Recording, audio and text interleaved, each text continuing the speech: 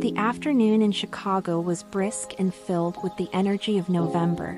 Donald Trump, sporting a long blue-black coat and a bright red tie, strolled along Michigan Avenue. Although he was in town for a meeting, he chose to walk back to his hotel to soak in the city's atmosphere. Approaching a corner near Millennium Park, something caught his eye, making him stop in his tracks. Seated against the side of a building was a woman. Her clothes were frayed and worn, her hands shaking as she held a cardboard sign that read, *Veteran in need. Please help, *. Trump halted, his attention captured by the tired expression in her eyes. Ignoring the bustling crowd around him, he approached her cautiously, drawing curious stares from those passing by. "Ma'am," Trump asked gently, "may I know your name?" The woman looked up, startled.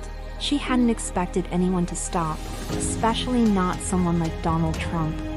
"It's Teresa," she answered hesitantly. "Teresa," he prompted, encouraging her to continue. "Teresa Hensley," she said softly. "You're a veteran, aren't you?" "Yes, sir," she murmured, her voice barely audible. "I served in the army for 12 years, got injured overseas, and, well, things have been difficult ever since." Trump listened, his expression serious as her words sank in. "Why are you out here? Don't you have somewhere to stay?" Shaking her head, Teresa explained, "I lost my apartment months ago, couldn't keep up with the rent. I've been trying to rebuild, but it's been really hard." Her story resonated deeply with Trump. Here was someone who had given years of service to her country, now left to fend for herself on the streets, determined not to walk away. He pulled out his phone from his pocket. "Teresa, stay here," he said firmly. "We're going to take care of this." He stepped a short distance away and made a call. On the other end, his trusted assistant, Margaret, answered promptly. "Margaret," he said urgently, "find the nearest hotel with vacancies and arrange for a doctor to do an immediate checkup.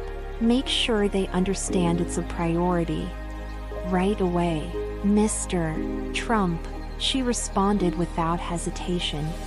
Returning to Teresa, Trump reassured her, "Help is on the way, but first, let's get you something warm to eat." Spotting a nearby food vendor, he purchased a steaming bowl of soup and a sandwich for her. As she ate slowly, her hands still trembling from the cold, Trump sat beside her, engaging her in conversation about her life.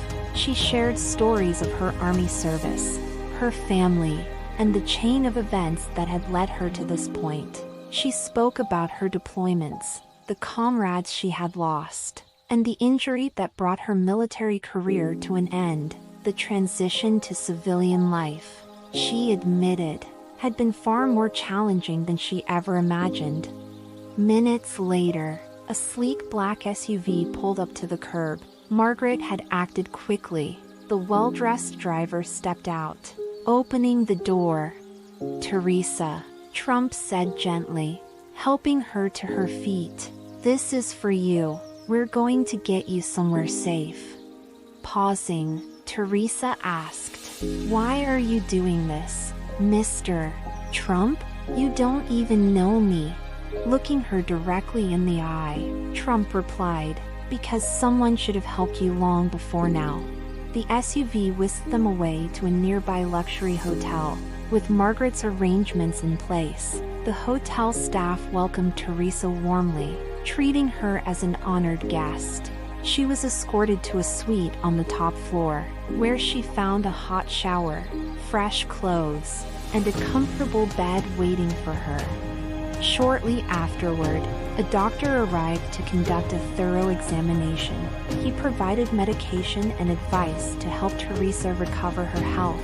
Trump remained nearby, overseeing every detail to ensure everything went smoothly. At the same time, Margaret reached out to Veterans United Support Services, a non-profit organization dedicated to assisting homeless veterans in rebuilding their lives. Within an hour, a cheerful representative named Lisa arrived to meet Teresa. "Teresa," Lisa said warmly, sitting beside her, "we're here to help you with housing, job training, and whatever else you may need. You're not alone anymore."